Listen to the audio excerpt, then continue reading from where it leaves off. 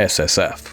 The dark side of Path of Exile for many players. A game mode where basically every little drop can greatly impact your plans for your character and your league as a whole. One common unique dropping can improve your build greatly. Or if you get unlucky and don't receive a common unique, it can gut your build plans and put you much behind where you could have been if you'd just gotten this simple unique drop. A game mode where you don't have the consistency you'd normally take for granted in Trade League. But every drop isn't exactly convertible into currency, and the only thing that really matters is your currency farmed per hour. This series will be my first adventure into SSF in Path of Exile, acting also hopefully like a beginner's guide to shared knowledge that I acquire along the way. The very first thing you're likely going to need for your SSF journey is to decide on at least what kind of build you want to go for. As not every build that is easy to get going in Trade League is easy to start as in SSF. As I mentioned earlier, if your build requires very key uniques to function at a basic level, you basically cannot play that build as a starter without incredible luck. So knowing this, your choices are definitely much more limited than they would be in Trade League. I would recommend looking for a build guide that very specifically mentions being SSF friendly.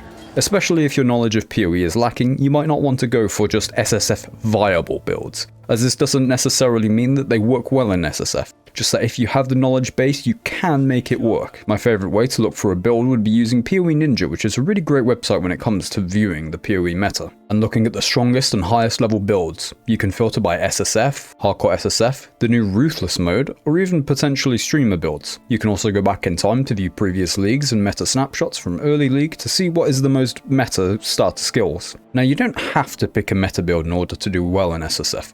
It's just that these builds are usually meta for a reason, whether that is build strength, the ease of access to make and play the build, or perhaps even the most fun that is also strong enough to succeed. For example, in Sanctum, I'm not going to play an incredibly strong meta build, I'm going to play Ignite Fireball Elementalist, which as of the current snapshot in SSF Sanctum, has 2 players in the top, I believe around 15,000 players, but it could be less, that PoE Ninja displays. Ignite Fireball has 0 required uniques at all, however some common tier uniques would be quite big boons for the build if we were able to find them, such as the Searing Touch. It is also a build I have played before and enjoyed, with a nice playstyle and decent defences, so it should make for a pretty good SSF starter.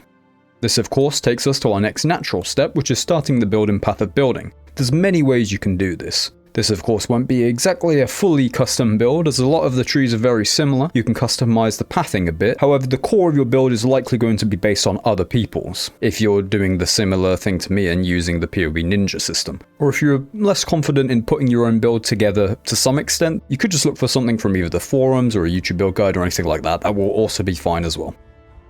After looking for a little while, I think this is a solid starter for the build. A decent amount of life, also can pick up those there. Bit of life, bit of mana, bit of regen, little bit of fire damage, not too much, tiny bit of resistances.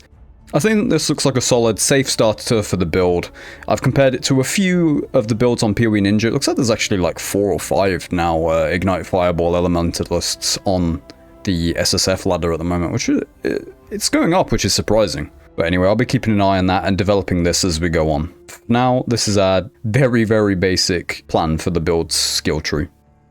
Honestly, on my first character of a league, I really respect Alira. The resistances and the mana help early game decently, just ease your gearing a little bit, but I feel like it's a waste if you can't utilize the global crit multi at all, which you can't on Ignite unless you go a really weird scuffed crit Ignite build, but I think last time I checked that was worse than just elemental overload and stuff, so we're just going to be killing her.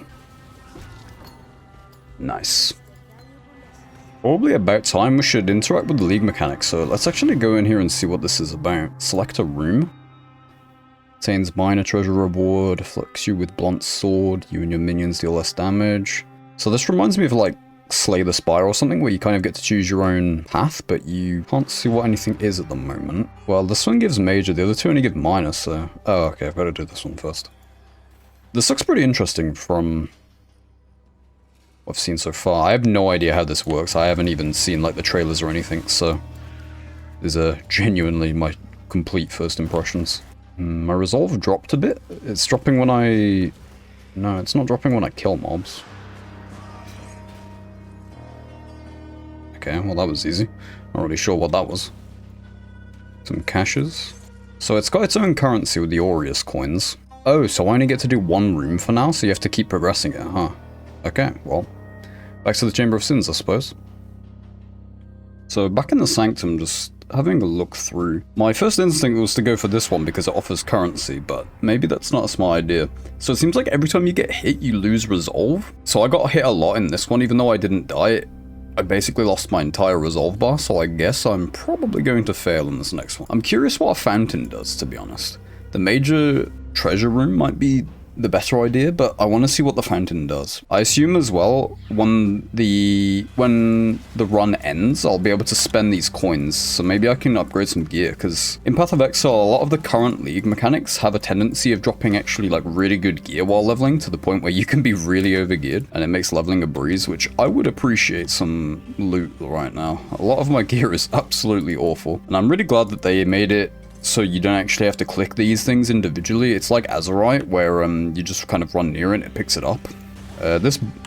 These mobs will probably be the end of this run because the resolve is probably going to run out before I can kill them because my DPS is so low at the moment. Gotta try and mechanically play it well enough to survive. Oh yeah. Okay, well I managed to drop him. Let's have a quick look. It'd be nice if I could survive the rest of this room. Maybe I can just try and run through. Honestly, this League mechanic so far seems really quite interesting though. I'm just going to run through. I have 8 resolve.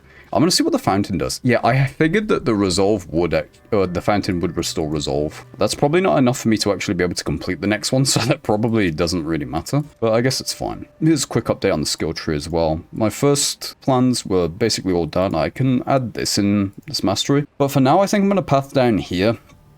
Pick up some discipline and training, probably sanctity and retribution. This nice little bit of damage. Cast speed smooths the build out a little bit. We're going to be needing strength for the burning damage gem that we're going to be using, so that's going to be nice. And I think maybe we can pick up some AoE here and amplify, and then maybe path up to this life node up here. It gives some bit of ES and some chaos res. It'll probably be quite a nice pickup. And then we can pick up Holy Fire up here, which is quite a nice damage over time multiplier modifier. A tiny bit of resistance as well. And that also opens up the option of coming down here for Sovereignty to pick up some aura boosters and mana reservation efficiency. I'm not entirely sure what I'm going to be using yet. I'm probably going to use Herald of Ash soon just to have... It doesn't really affect much. The morph spell fire damage, I think only really scales at flame wall damage, which applies to the dot, because the Ignite in PoE isn't based on the actual hit of the skill. Or it is, but it's only on like the base damage, so like a multiplier like this wouldn't actually increase it at all. But for now I have nothing else to run really. Quick gear check. Horrible. Not absolutely awful, but still pretty bad. Pretty terrible. Pretty awful, but... Oh, I couldn't unequip this. Okay, I can actually equip this now. Oh, it's because of this 10 dexterity node here. That's actually nice. Rings. White life ring. Terrible. This one's not too bad. Luckily, I do actually have movement speed boots with some okay other things. Tiny bit of res, some other stats. Basically, my gear is just absolutely atrocious. Like, honestly, it's only like my first impressions of the Sanctum, but I'm really enjoying it so far. So you can actually reset Sanctum, that's pretty interesting. Or save Sanctum room for later. After storing a room, you will not be able to run a Sanctum in this area. In later areas, you can run Storm room after that area's Sanctum room is complete. Okay, so you can store up like an entire Sanctum at once. That's pretty interesting. So, I don't like how this punishes getting hit. Like, it doesn't punish... I mean, I guess it probably does punish dying as well.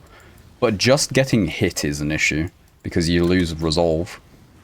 And I guess once you run out of resolve, your run ends. I almost do want to lose just to, well, run out of resolve just to see what happens, but I guess for now I'll try and keep going a bit more. I feel like this guy's really going to take a lot of resolve off me if he hits me. 20. I suppose I won't give my full first impressions on the Sanctum League mechanic until I actually get like the first rewards, or I get to like cash in my coins and see how that works. But so far I think it's a really interesting idea, but I don't like how it punishes just getting hit, like not even dying, just getting hit at all. You lose the resolve and you'll run out. Maybe it's just bad because I didn't really notice that it drains your resolve just from getting hit at first, so I was kind of playing a bit recklessly and just tanking hits that I knew I could tank, knew that they wouldn't kill me. Quickly kill the Vile Oversoul and move on to the next area. I'm quite over leveled, I'm level 25, so in PoE Ideally, you want to stay, I believe, 3 levels below the monster level, and I'm almost 3 above here. So I've been playing quite inefficiently, but it's fine. I'm just taking it at my own pace, chilling. So unlike last epoch or something like that, Ignite works... You can only have 1 Ignite by default on an enemy, so... The only thing spamming your ability really does is reapplies it, and also it will put the strongest Ignite on the mob. But for fire damage, that doesn't really matter that much.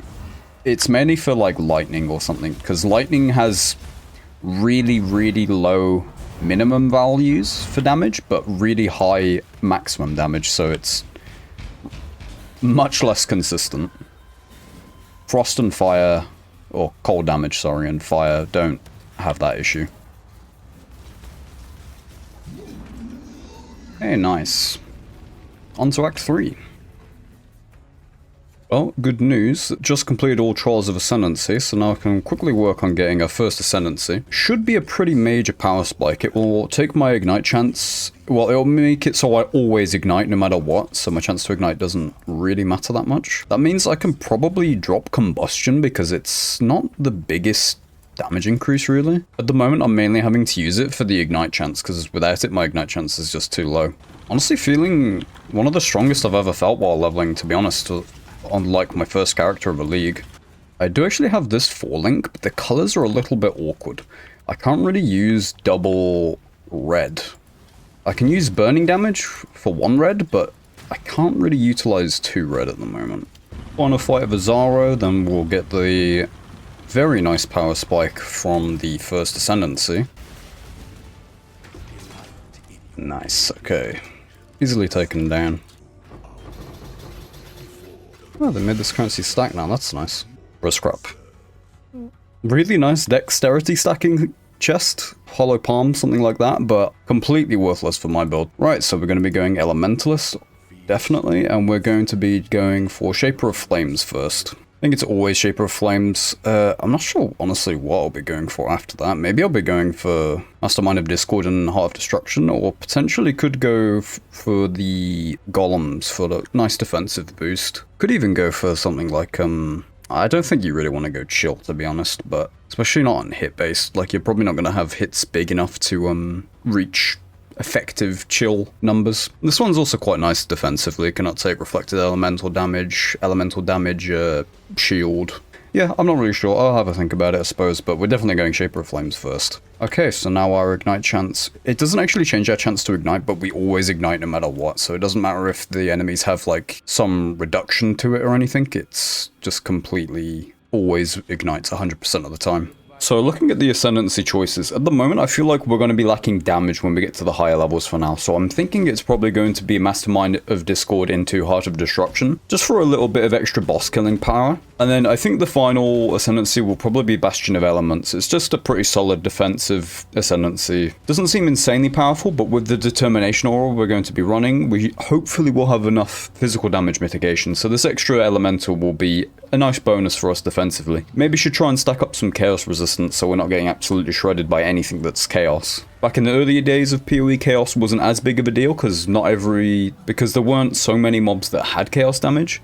But nowadays in modern PoE, chaos damage is quite consistently there, so you're probably going to want some chaos resistance if possible. Just wanted to give a quick gem update. Just picked up these gloves, they're absolute trash, but I just needed red sockets because I just didn't have enough. Switching over to Vitality and Determination to have like tanky auras. Determination's only level 1 at the moment, unfortunately. We can probably also run one other aura later on. I'm not sure what entirely I want to go for. It could be Malevolence, or it could be something else defensive. I'm not entirely sure yet, I haven't really decided. But we've also got this nice 4-link now. The item's terrible, but running Fireball, Efficacy, Ignite Proliferation now, upgraded from Elemental Proliferation, which gives us more Ignite damage. Really, really nice. And also now we've got GMP, and for single target on the big bosses, it'll be switching out to Deadly Ailments. Just to give a little bit of gameplay, this is when your clear speed really starts to pick up with Ignite Fireball. Damage is a little bit low on some blue mobs and rares and things, but for tough mobs you can chuck the flame wall down and just throw a fireball through it. It'll do considerably more damage and you should be fine.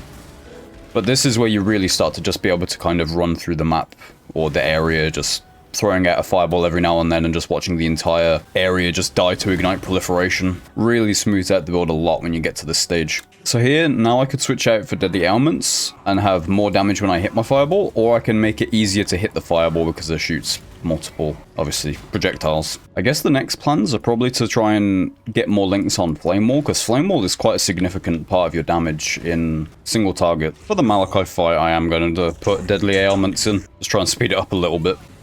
As you can see, the damage isn't the highest at the moment, so it might take a while anyway. Okay, Malachi down, easy. Okay, that's not very good. The fire damage is nice. If that was adds lightning damage to spells, that actually probably would be a pretty solid upgrade, because with Shaper of Flames, the ignite damage, the lightning damage can actually add to our ignite, because all damage can ignite from this. And we'd also still get the 25% more damage with ignites you inflict if the highest damage type is fire, which it would be, certainly, with that little amount. But because it's not to spells and it's just to the weapon itself, it's useless. But honestly, so far, really can't complain about the performance of the build. One of the strongest leveling builds I've played so far for, well, maybe ever, to be honest. One of the tankiest builds I've played. The clear is pretty solid so far, and while the single target isn't amazing, there's still many, many ways for me to improve it as it goes on, so it's not really an issue to have not the best single target right now. Plus, with such a nice playstyle of, you know, basically just throwing out a fireball every few seconds and then being able to just run away whenever you want. It's very defensive playstyle, so you can't really complain too much that you're not going to have as much DPS as, you know, a melee build that's just going to stand there attacking the boss, stuck perfectly still, unable to move while dealing damage. It's whether you want to sacrifice the DPS for the playstyle, which on lower gear, which this character is almost certainly going to be for a long time because it's SSF especially, usually you want more effective things on lower gear levels. This rare is actually tankier than the boss behind him. Oh, he's fire and ignite resistant. Okay, understandable, I guess. Alright, finally, at Kitava. Only Act 1 Kitava, of course. Part 1 Kitava. Act 5. Let's see how this goes. Swapping over to the single target gems. Damage isn't looking great so far. Got Scorching Ray for the fire exposure. Eventually I should swap this out for a Hex Touch, Wave of Conviction with flammability, but for now, I'm not sure if I really have the sockets for that.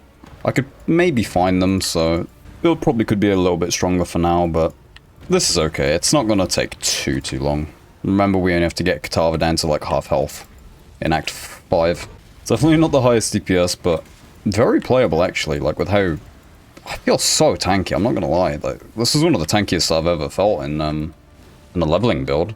I almost want to... I mean, it's not hardcore, so I can test like any mechanic I want, right, to see if it'll kill me, but I might just stand still and see. Wow, that did almost nothing. Well, historically I've been a player who plays a lot of very squishy builds, mainly bow builds. Mainly squishy bow builds that go fast and magic find. So, honestly, it's quite a very different experience when you play something like this. Especially with defensive auras, and I'm just... like, I'm a witch. I believe this is physical damage, so the only armor I really have is from Determination. But I guess Determination is just so strong at this level, but it's fine. How am I I guess I shouldn't be checking this mid-boss fight, actually, but it's fine. Curious how my resistances are. Actually capped on both fire and lightning, and cold isn't bad either. Of course, when I kill Kitava, it's going to be 30% Aura's penalty, including Chaos, which is going to be the main rough one. Although I feel like the difficulty spike when you get to Act 6 is pretty high, because your resistances obviously take that hit, and then immediately you're dealing with a lot of fire and cold damage. In my characters in PoE, I tend to die primarily during Act 6. Act 6 is rare for me. I seem to struggle a bit and it gets a bit rough. I'm not sure why. Like, I can do it, but I'll probably die, like, you know, 10 times more in Act 6 alone than any other act in PoE. I can do Kitava Deathless and then immediately go and just get one-tapped in Act 6 just to some random mobs. Alright, anyway, well, fantastic. And on that mark, that is part 1 of PoE completed, Act 1 to 5, with a somewhat custom build. Not really, it's nothing game-changing, it's been done thousands of times before. But I'm not copying any exact build guide and kind of making it up as I go along. Here's the current skill tree. I'm not really sure where I want to be heading for now. I suppose I can just pick up these extra life nodes here, they're quite nice. Maybe pick up some cast speed to smooth out the build, some damage over time. But anyway, that'll be done in the next episode. For now, if you've watched the video this far, thank you very much for watching. I hope it's been an enjoyable experience. If you've got any suggestions or feedback or anything, I'd love to hear it in the comments. A like if you enjoyed the video would be fantastic. I'm going to be continuing the series, so if you'd like to see more, subscriptions would help a lot with that. And yeah, thank you guys. I hope this is a long journey ahead. See you around.